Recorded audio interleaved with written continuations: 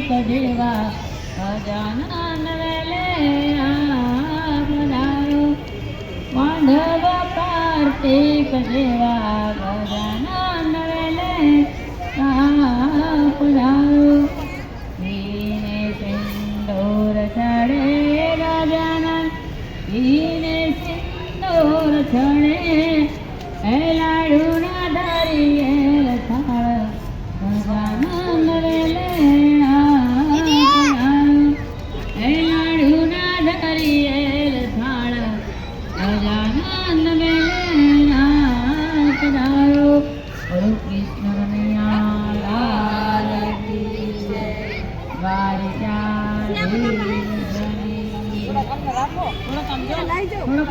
કહેવા લાગ્યા એ સપનામાં ચિત્ર લેખાએ ચતુર નારી વિધાતાનો અવતાર એમને જગાડ્યા હતા સપનામાં અને ત્યારે કહેવા લાગ્યા કે હે સૈયદ ચતુરી તે મુજને સિદ્ધને જગાડી ઉતારજો તમે પછી હો સુનીતાબેન પછી પાછું ઉતારજો તમે પાછા ઉતારજો અધવસે કુવામાં ઉતાર્યા વચ્ચેથી મેલા વરત વાડી ન આમ જઈ શકે કે ન તેમ જઈ શકે ઉભા વાતો કરવા વાતો લાગ્યા અને ત્યારે પાછા વર્ણન કરે છે હે સૈયદ ચતુરી જેમ બગીચામાં ફૂલ ખીલ્યું હોય એમ ખીલી અને ચેતરીને ચાલ્યા ગયા છે એવું ઓકા વર્ણન કરવા લાગી અને ઓકા તો એમ પણ બોલવા લાગ્યા છે કે હે ચંદ્ર તું તો કરોડો વર્ષ જીવ મારા વીરા અને સૂર્યનારાયણ ભગવાન તમે જલ્દી ઉગી ગયા છે એટલે સૂર્યનારાયણ ભગવાન તમને શ્રાપ આપું છું કે મારા સપનામાં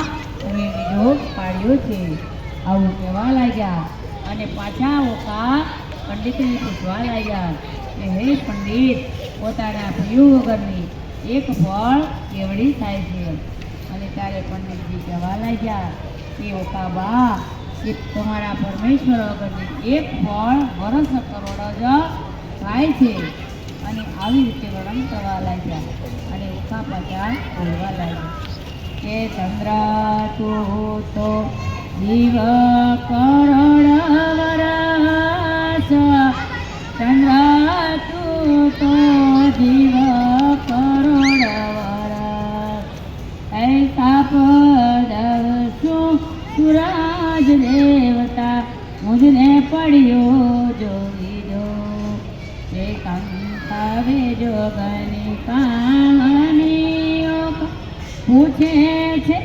पंडित ओने तमे पंडित जी ओखा करे छे जोने वात जो वगरनी एक फળ તોને કેવડી જ થાય તારે પંડિત બોલ્યા તમે સાંભળો ઓખાબાયજી એ પીયું વગરની એક ફળ વર્ષ કરોડ જ થાય ત્યારે ચિત્રલેખા બોલ્યા તમે સાંભળો ઓખાબાયજી કે તમારા પીઓનો કેવો છે દેશ કેવો છે એનો વેશ કેવા વસ્ત્ર પહેર્યા છે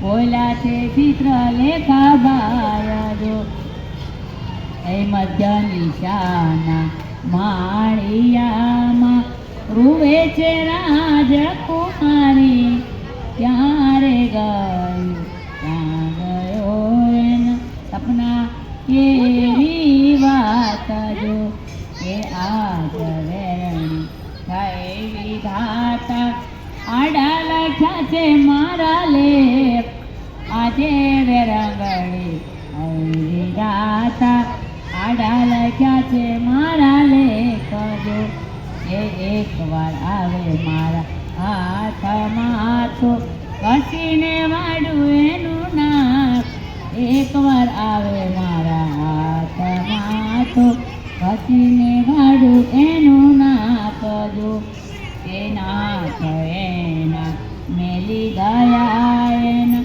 કયા જન્મના પાપ આજે વેરંગડી વિધાતા લખ્યા છે એના લેખજો અને ત્યારે ચિત્ર લેખા બોલ્યા તમે સાંભળો ખામાં વર્ણન કરે ચિત્ર લેખાને સાંભળે ખાબાયજો ત્યારે ઓખા બોલ્યા તમે સાંભળો ચિત્ર લેખામાં કે જો પ્રભુજી મળશે તો હરી શકે મને ભેટજો એ મારા પ્રભુ નહીં મળે તો હજુ મારા પાપી પ્રાણ મારા પ્રભુ નહીં મળે તો હજુ મારા પાપી પ્રાણ જો ઓકા કહેવા લાગ્યા કે હે પ્રભુજી તમે જો મને મળશો તો તમને મનગમતી હું ભેટ ધરાવીશ અને નહીં મળો તો તજુ એના પાપી પ્રાણ અને પાછા વર્ણન કરીને કહેવા લાગ્યા ઓકારે રૂહે માળિયામાં વિનવે ચિત્ર લેખાબા કે ગેલી સખી નરતે રોએ સપના સાચા ન હોય જો એ સપના જો દીઠાની પય ન થાય સપના જો દીઠાની પજે તો દુઃખી કોઈ ન થાય જો એ જાળવાલો વે માખણની પજે લોકો તે કોઈ ન ખાય જાળવાલો વે માખણની પજે લોકો તે કોઈ ન ખાય જો ચિત્રલેખા વર્ણન કરીને કહેવા લાગ્યા છે આજ સખી મને વાગ્યા છે મન આજે સખી વાગ્યા છે મને વેરા એના તો એના પેલી ગયા એના કયા જન્મના પાપ ઉખા કહે ભૂલા છે નિજ વાત જો એ સપનું સાચું હોતું નથી અને સપનામાં એક રંગ રાજ દરબાર ને ઘોડા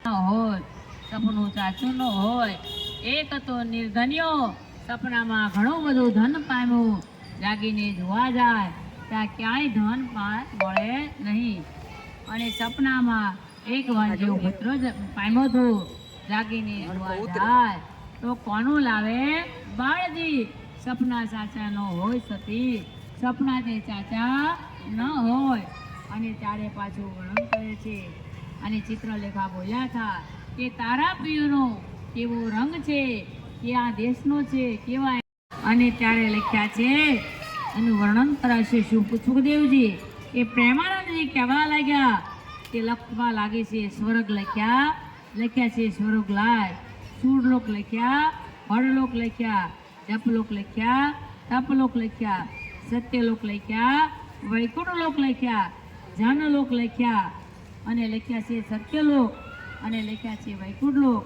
ગણલોક અને ગાંધર્વલોક લખ્યા ઓકાબા ઓરા આવો અને બોલાવું તમારા વરસાદ અને ત્યારે કાગળ જોયા અને ઓખા કહેવા લાગી આ તો રાતડા સોળ છે બળિયા આ તો નજરે નથી ગમતા અને મેલી આવો તમે રણ વગડે જાય રમતા અને ત્યારે પાછા ચિત્રલેખા લખવા લાગ્યા છે લખતા જાય પાતાળ લખાયું વેતુર લખાયું રતુર લખાયું અસુર લખાયું વેતાળ લખાયા લખ્યા છે પાતાળ લોકના રાય નાગલોક લખ્યા છે વાસુકી નાગ તક્ષણ નાગ લખ્યા પાંડુરંગ નાગ લખ્યા અને લખ્યા છે મણિધર મોટા નાગ શેષ નાગ લખ્યા ઓખા પૂરા આવો અને બોલાવો તમારા વાલા ભરતાને અને ત્યારે ઓખા કહેવા લાગ્યા છે કે આ તો ઘઉલા પીળા સાપ છે હે લખનારી ચિત્રલેખા આ તો તારા બધા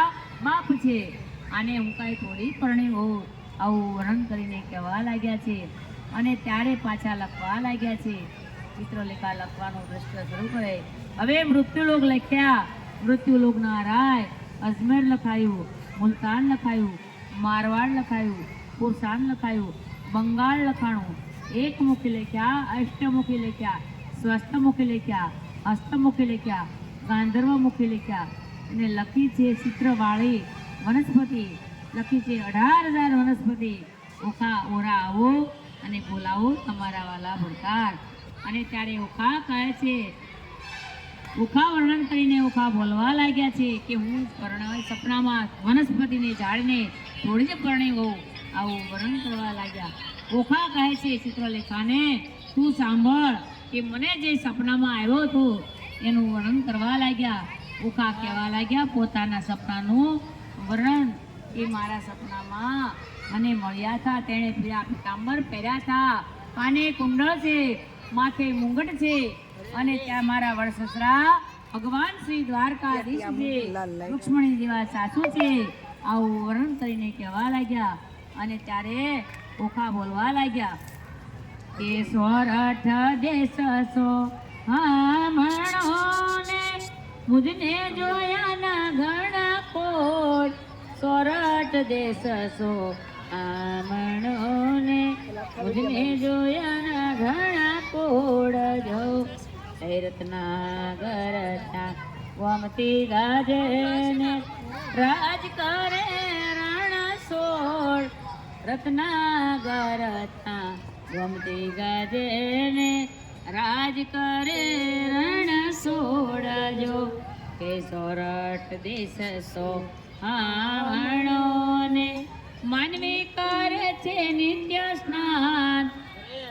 સોરઠ દેશ સો હાવણો ને માનવી કરે છે નિત્ય સ્નાન. કે નોરે નાય ગંગા ગોમતી એનો અળે ગયો અવતાર. જો કે જે મનુષ્ય નો નાય નર અથવા નારી ગંગાને ગોમતી એનો અળે ગયો છે અવતાર. આવું વર્ણન કરીને કહેવા લાગ્યા છે. અને પાછા ઓખા વર્ણન કરશે એના સપનાની કે સોરઠ દેશ સો હામણો ને માનવી કરે છે નિત્ય સ્નાન. ગંગોદી ભરી કશું કિરાય હરિતે ચરણે જાય. જો એ સોરઠ દેશ સો હામણો ને દીઠા થા ગોમતી નાની. સોરઠ દેશ સો હામણો ને વડસસરા ભગવાન. જો એ આજે સપનામાં દીઠા થા મેં તો વડસસરા ભગવાન. જો એ તેથી કરીને સખી રે અમે અડધા ઉગ્યા ને અડધા જાગ્યા. કે હે સખી, મારા વડસસરા ભગવાન શ્રી દ્વારકાધીશ હતા, તેથી કરીને અમે અડધા ઊંઘતા હતા અને અડધા અમે જાગતા હતા. અને ત્યારે ચિત્રલેખા પાછા લખવા લાગ્યા છે. ચિત્રલેખા રંગ ભરી પાટણ લાવી લખવા લાગ્યા છે. લખ્યા છે દ્વારકા, દ્વારકાની રાજધાની લખી છે રાજધાની. અને ત્યારે 66 દેવનું વર્ણન કરે છે. અને ભગવાન સુખદેવજી તો એમ કહે જાદવ પરિવાર લખવામાં આવ્યો છે. ઉગ્રસેન પરિવાર લખાયા, અક્રૂર લખાયા, સતુર લખાયા, વેતુર લખાયા, સત્યલોક લખાયા, ઓધવ લખાયા, વાસુદેવ લખાયા. ઓખા ઓરા આવો ને બોલાવો વાલાને. ત્યારે ઓખા કહે છે આ તો ગરડા છે, આની માથે છે પાળિયા, આના જ કુળમાં એનો કંથ છે. અને ત્યારે લખવામાં આવે છે 1,88,000 આગળ આવવામાં મૂક્યા છે. અને કૃષ્ણતણા પુત્ર આજે પ્રદ્યુમનનો પુત્ર અનિરુદ્ધના નામ લખ્યા. અને ઓખાબાના મન માન્યા અને ઓખા લખેલું પૂતળું લઈ ઊભા થઈ ગયા. ચિત્રલેખાના હાથમાંથી પૂતળું લઈ લીધું. કહેવા લાગ્યા કે બાઈ એ કંથને લાવ વહેલી વહેલી, જેમ તે કર લાવ કંથને વહેલી વહેલી. અને ત્યારે ચિત્રલેખા બોલ્યા એ તો ભાઈ ખૂબ દૂર પંથ છે, ત્યાં તે કેમ કરીને જવાય. અને ત્યારે કહે છે એને માથે મુંગટ છે, કાને કુંડળ છે, અને રૂપનો અને ગુણનો ભંડાર છે. અને ત્યારે વર્ણન કરવામાં પાછા કહેવા લાગ્યા છે કે બાઈ તારી ગતિ તે મોટી છે, તું ખોટી સિદ્ધને થા, એના કંથને લાવું વહેલી વહેલી. અને ત્યારે કહે છે મા બાપ એના વેરી થયા, તું પ્રાણદાતા છો, તું વિધાતા છો, અને એના કંથને લાવું વહેલી વહેલી. ચિત્રલેખા બોલ્યા કે બાઈ એ તો દ્વારકાનો પંથ છે, ત્યાં તો કેમ કરીને જવા. અને ભગવાન શ્રી જગદીશ્વર સાક્ષાત બેઠા છે, હરવા ભગવાન જગદીશ્વર અને સુદર્શન ચક્ર મળે તો મસ્તક એનું છેદી નાખે. અને ત્યારે એ જ સમયે ચિત્રલેખા પ્રણામ કરીને કહેવા લાગ્યા. અને ત્યારે કહે છે કે તારી ગતિ છે મોટી, તું સિદ્ધને થાછો ખોટી, જલ્દી ગમે તે કર, તું જા, આવું વર્ણન કરીને કહેવા લાગ્યા. અને જતી વેળા ચિત્રલેખા જવા લાગ્યા. ઓકા કહેવા લાગ્યા છે કે એના વર રૂડાની રૂપાળા છે, કર્મે મળ્યા છે. તો ઓખા કહે છે ચિત્રલેખાને તમે ચોડીને ચાંદલો પહેરતા નહીં, ઓઢણી તમે ઓઢતા નહીં. અને ત્યારે ચિત્રલેખા બોલ્યા છે કે ખમ્મા ખમ્મા મારા વીરને, તને જે પરણી ગયો તે મારો માડી ગયો વીર છે, આવું વર્ણન કરીને કહેવા લાગ્યા. અને ચિત્રલેખા ત્યારે બોલ્યા છે કે બાઈ દ્વારકામાં જવું છે, પ્રભુના ઘરમાં ચોરી કરવી છે, લાડવો નથી ખાવો, 11 જોસ્ત્રો હરવા છે, હરવા ભગવાન શ્રી જગદીશ્વર. અને ત્યારે વર્ણન કરીને કહેવા લાગ્યા. અને ત્યારે ચિત્રલેખા પોતે ભગવાન શ્રી નારદ મુનિને યાદ કર્યા. અને ત્યારે બ્રહ્મકુમાર આવ્યા છે અને ચિત્રલેખાને કહેવા લાગ્યા નારદ મુનિ કે હે ચિત્રલેખા બાઈ, તમે અમને કેમ સંભાળ્યા છે. ચિત્રલેખા બોલ્યા છે કે બાણાસુરની દીકરી આજે ભગવાન શ્રી અનિરુદ્ધના પુત્ર અને પરણી ગઈ છે, એની ચોરી કરવા માટે આવું છું, સુદર્શન ચક્ર મારું આડું ભરે છે.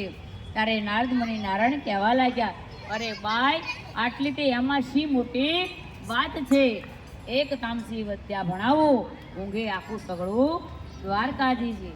અને ત્યારે પાછા કહેવા લાગ્યા ચિત્રલેખા કે સાંભળો, મારે હરવા ભગવાન શ્રી જગદીશ્વરને અને એ કાંઈ નાની મોટી વાત નથી, અને ચક્ર મળે તો મારું મસ્તક છેદી નાખે.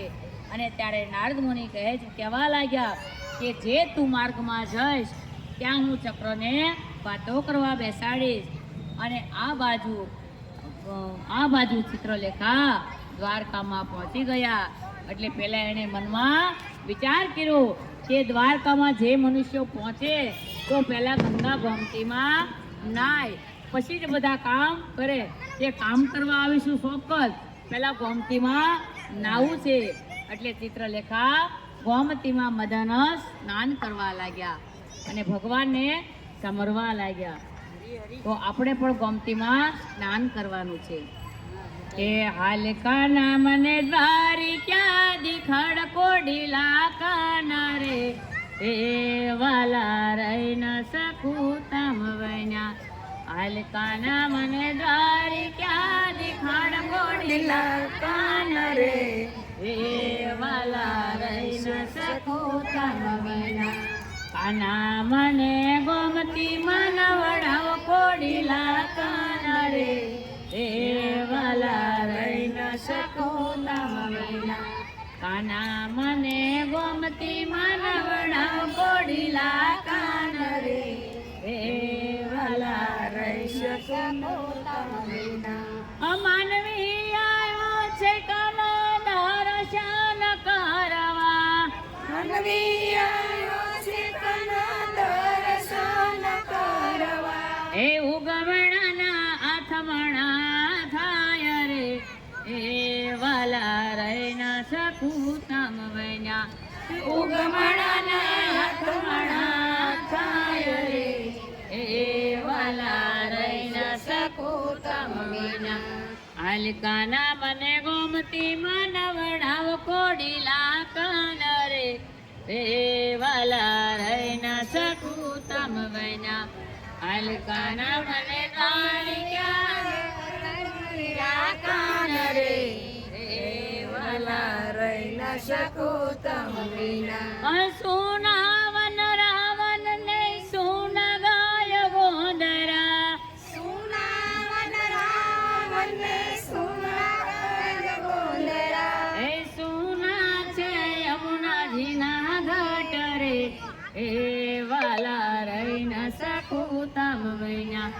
સુના છે યમુનાજીના ઘાટ રે વાલા રહી ન શકો તમ વિના. હાલકાના મને ગોમતી માં નવડાવ કોડીલા કાન રે વાલા રહી ન શકું તમ વિના. હાલકાના મને ગોમતી માં નવડાવ કોડીલા કાન રે વાલા રહી ન શકું તમ વિના. અબ દ્વારકા તે ગામમાં ધજાવું રે ફરકે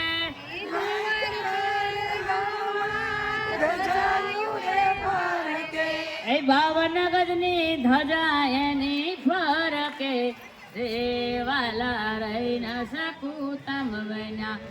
52 ગજની ધજા એની ફરકે વાલા રહી ન શકું તમ વિના. હાલકાના મને દ્વારિકાજી ખડકોડીલા કાન રે વાલા રહી ન શકું તમ વિના. હાલકાના મને દ્વારિકા બતાડોડીલા કાન રે વાલા રહી ન શકું તમ વિના. કબીર વાણી તો એમ જ બોલ્યા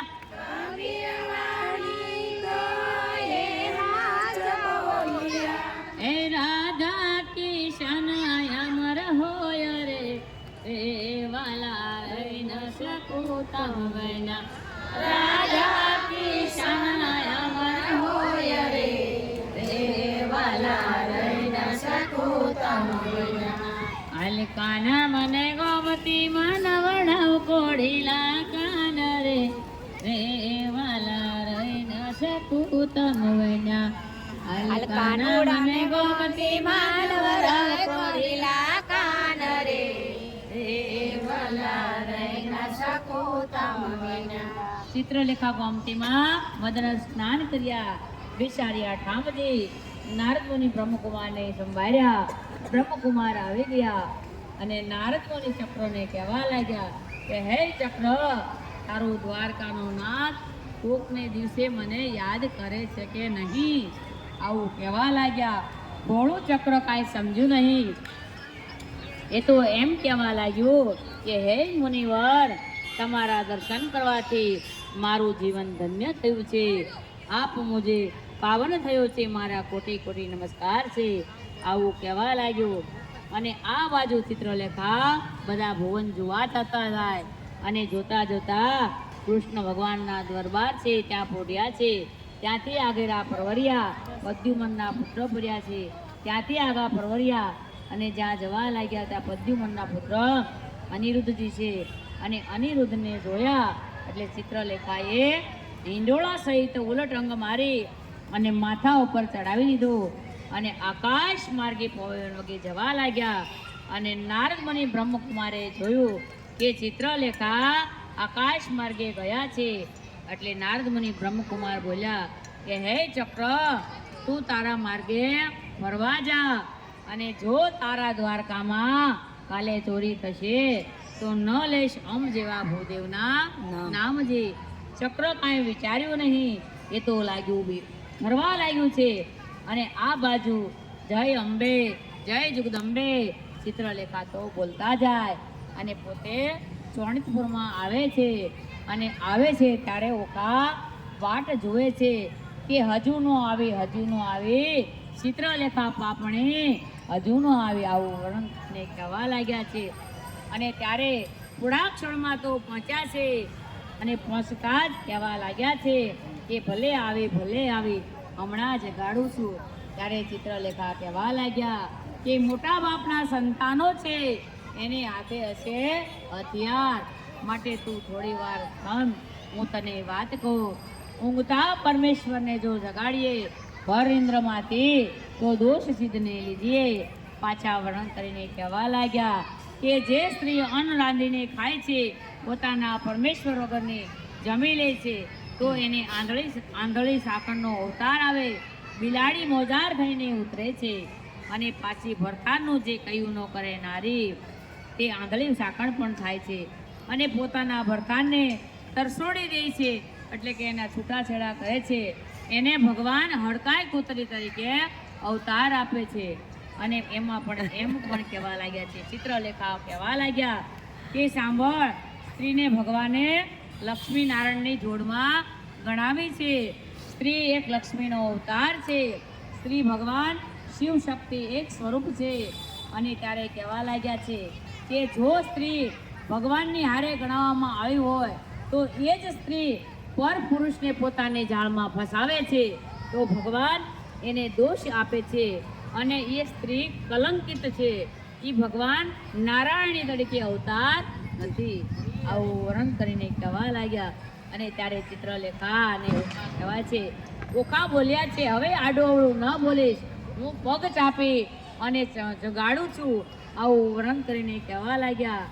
અને ત્યારે ઓખા જગાડવા લાગ્યા. અને આજે બાણાસુરનું વર્ણન કરી રહ્યા છે. સુખદેવજી કહેવા લાગ્યા કે ચોણિતપુરમાં આજે અનિરુદ્ધને લાવ્યા છે અને માળિયામાં મૂક્યા છે ચિત્રલેખા બાએ. અને અનિરુદ્ધજી જાગ્યા છે કે મારે બળિયો બળનો નથી જપાય, આ કમરડી ઓકારો દીધો હરી છે અનિરુદ્ધે વાત જો. કે થનક ડગલા રે ભરિયા, અરે રે ન હોય મારા ગામ કનક પુષ્પના દાન લેશે કૃષ્ણ તણા સંતાન. રે આમ કરી ચાર મંગલ પૂરા થાય, રે આમ કરી ચાર મંગલ પૂરા થાય. રે મળ્યા આરોગ્યા ચાર મંગળ પૂરા થયા છે. આપણે ભગવાનને આશીર્વાદ દેવાના છે અને બધાને જય જયકાર બોલવાનો છે કે બ્રહ્મા બ્રહ્માણી સૌભાગ્યવતી બોલો કૃષ્ણ કનૈયા. રાધા કૃષ્ણ સૌભાગ્યવતી બોલો કૃષ્ણ કનૈયા. ઉમા પાર્વતી સૌભાગ્યવતી બોલો કૃષ્ણ કનૈયા. સીતારામની જોડી બોલો કૃષ્ણ કનૈયા. બ્રહ્મા બ્રહ્માણી સૌભાગ્યવતી બોલો કૃષ્ણ કનૈયા.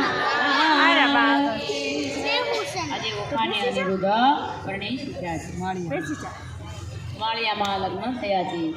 અને ત્યારે ચિત્રલેખા બોલવા લાગ્યા છે કે હે ઓખાબા, તમારા ભાગ્ય છે, આજે ભગવાન શ્રી દેવતાનો પુત્ર આવ્યો છે અને તમે લગ્ન કર્યા છે, માટે મુજને જવા દો.